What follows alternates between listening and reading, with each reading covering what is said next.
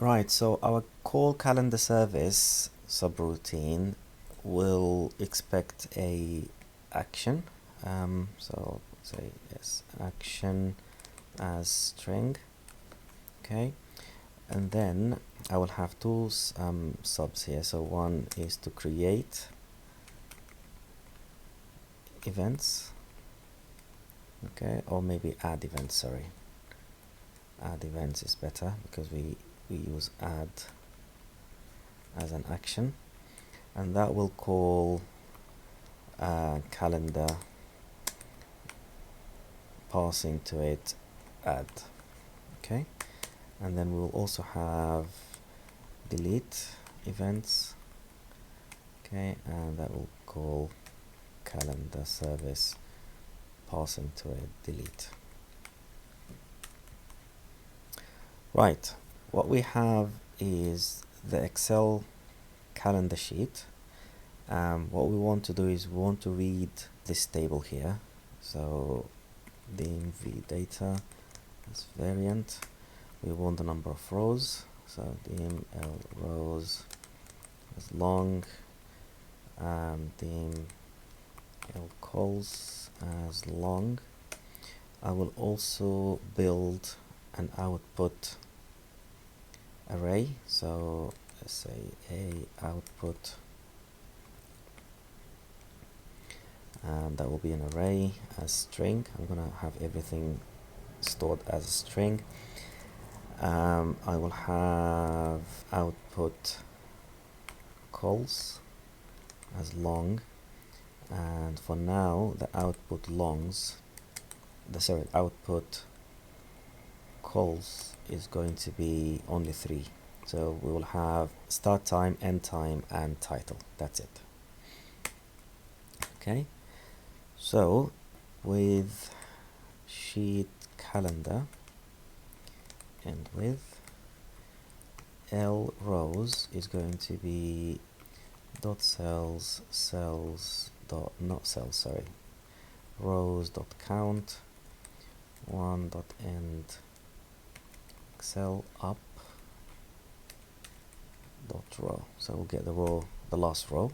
Calls will be dot cells 1 columns dot count and Excel to left dot column.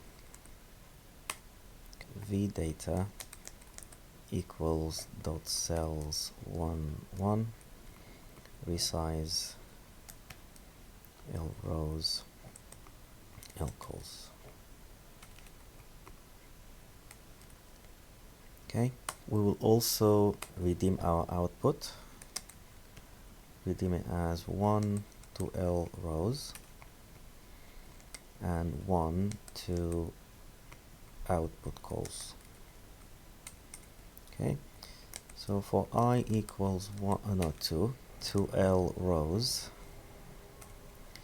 next I, so let's declare I as a counter, so as long. Let's do the headings of the output. So output 1 1 is going to be start time,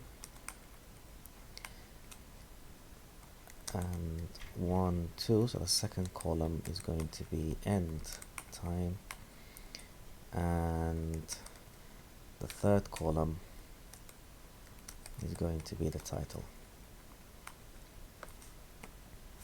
To work out the start time and the end time, let me just quickly add another function that will be used. Will it be used by other services? Maybe yes, maybe not. I don't know yet. So function get formatted date, or let's say calendar date. So that will be a date and time together, and it will accept a double date as string, and what it will return is a formatted date and time. So the date formatted with this sort of universal format, date format that is accepted by almost all applications. The reason I'm doing this here is because I just want to avoid any internationalization issues with dates and zones, and yeah, so I'm just going to do it from this side here. Y dash dash dd, and then the hours and the minutes.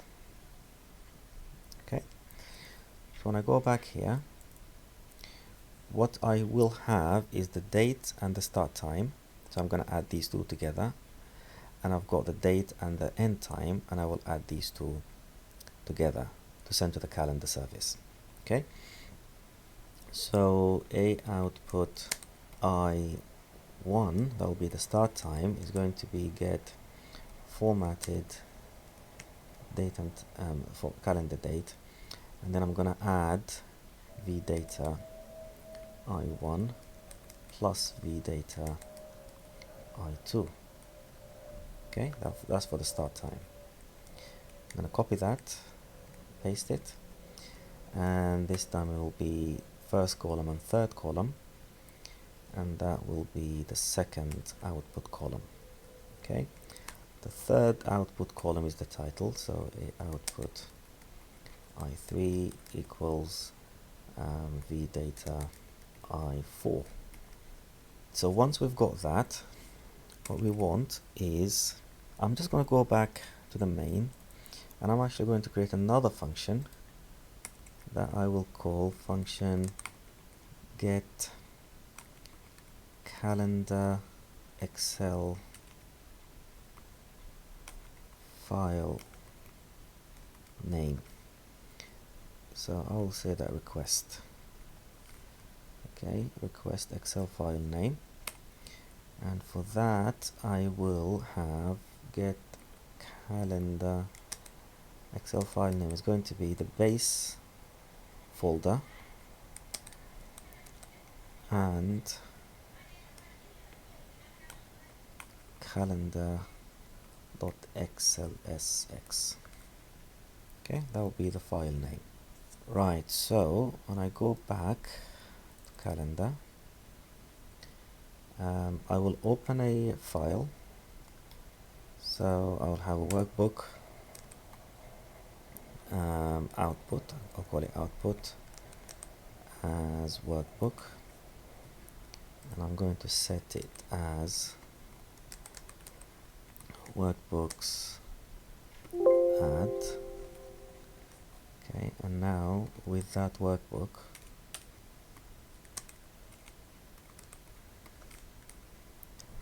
dot sheets 1 dot cells 1 1, so that's the first cell in the first sheet. It's only one sheet anyway. I'm going to resize it as number of rows and number of columns, no, output columns.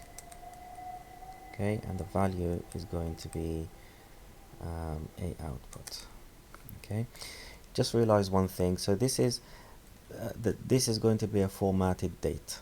Okay, but just to make sure that we are passing a string and we're saving it as a string, I'm going to prefix it with a single quote, and that will force the spreadsheet to treat it as a string, not a date. Okay, right, so once we've got that, right, I'm going to save it. So save as, and then I'll get calendar file name.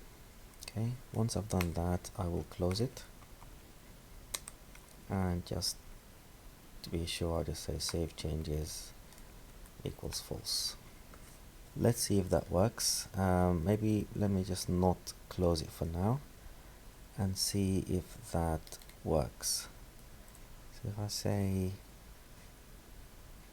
okay, let's say the date is the 1st of November 20, and the start time is 9 o'clock in the morning and the end time is 9:30, and the title is morning meeting.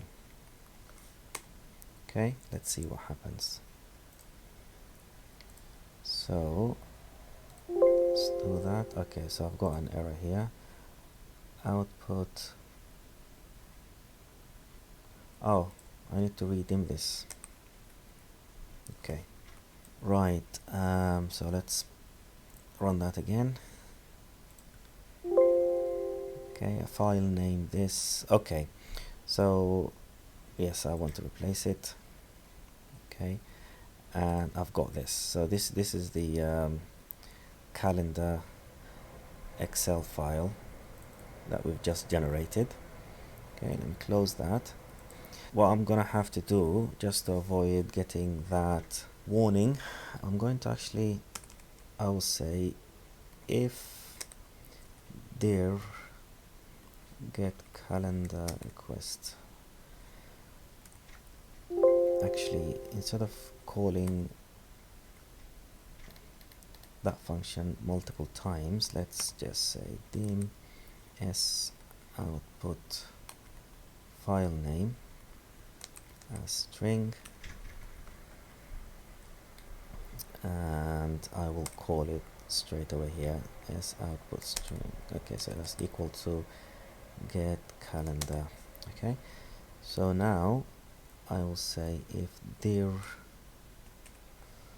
output, okay, is not an empty string, what this will check is if that file actually does exist, then I will delete it as output. Okay, and just before that I will say resume next, and then after that I will just reset it. Okay, right, let me save that, and now if I run it again, that should work fine. And perhaps I should also just say application screen updating equals false, and then in the end I will say application screen updating equals true. Okay, let's run it again. Cannot save workbook with, okay, because it's open. Okay, so I will debug. Let's close. Okay, let's actually, it's this one here. Let's close it, and then yeah, so let's stop that, it's fine. I'm going to undo this so that we close it. Okay, so if I do it again, close that, don't save, no, don't want to save it. Okay, and let's run it one more time. Perfect. Okay, so that's working now, and we're saving it here. So let me just delete it and run it one final time.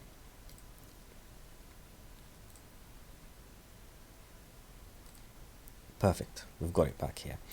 Right, so in the next video we will actually call the service. Okay, so we'll get the HTTP request object, and we will just send that request.